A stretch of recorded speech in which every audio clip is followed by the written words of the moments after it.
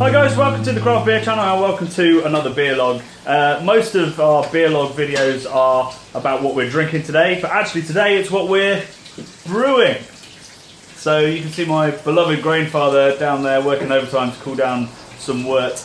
Now you may remember, if you've been a fan of the Craft Beer channel for about 2 years, we made a video with a bunch of other beer nerds in which we brewed a grapefruit IPA at Camden Town Brewery. We were invited there and had an amazing day. But I didn't think it would be a particularly big video, and if I'd known it was going to get 40,000 views, I wouldn't have pretended to be a female vlogger for the majority of it. I'm here with Matt Curtis now, and we're just having the best time.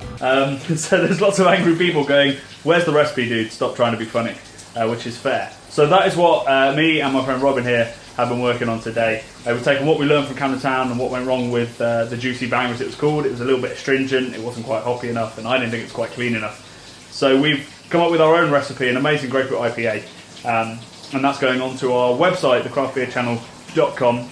So you can go there, you can find the recipe, and we'll do a little tasting video of this when it's finished.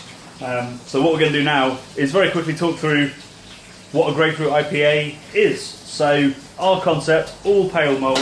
There's lots of Amarillo hops for flavour, lots of Mandarina Bavaria hops for aroma, both really pithy, kind of citrusy, orangey kind of hops that will add to that grapefruitiness. And then on top of that, we've added one of these. You might not recognise that because I've butchered it to get the zest off.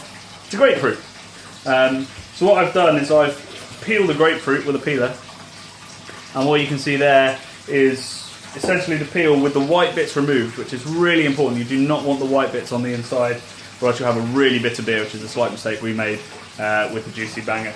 So we've waited until it's gone below 90 degrees so that the remaining hops we add don't isomerise, they don't have much bitterness, it's just going to be all aroma. And now, Robin, if you want to add the Mandarina Bavaria, and I'm going to add the grapefruit. In it goes. Wow, I think I got a hit of grapefruit straight off the back of that. So a few weeks have passed since we shot that. It wasn't the smoothest fermentation we've ever had. It slightly stalled for a little while because it got too cold. We got hit by some bad weather and dropped down to about 17, 18 degrees, which couldn't quite ferment at. But the resulting beer we're pretty pleased with. And it certainly did everything that we wanted it to. So let's take a look at it in my Gosnell's mead, a nice mead if you're into that sort of thing.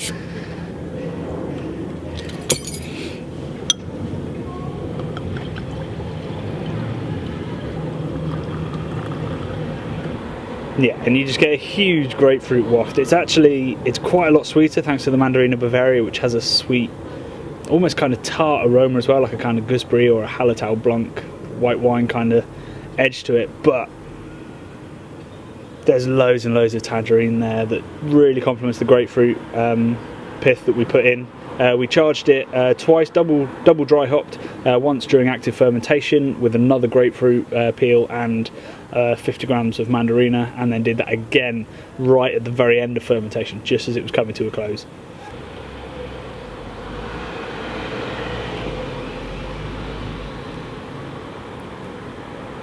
Yeah, considering we aimed for, I think we went for about 40 IBU, it has still got a really big kick to it, which is from the fact that the grapefruit does still impart some bitterness, even though we got rid of absolutely every single wisp of white off the back of that grapefruit, which you need to do to make sure it doesn't come out really puckering. So like we said earlier in the video, the recipe is going onto the craftbeerchannel.com. There's a link straight below that will take you to a step-by-step of the recipe, all the ingredients you need, and some tips for making IPA, because making sure there's hops sing, it's not as simple as you might think.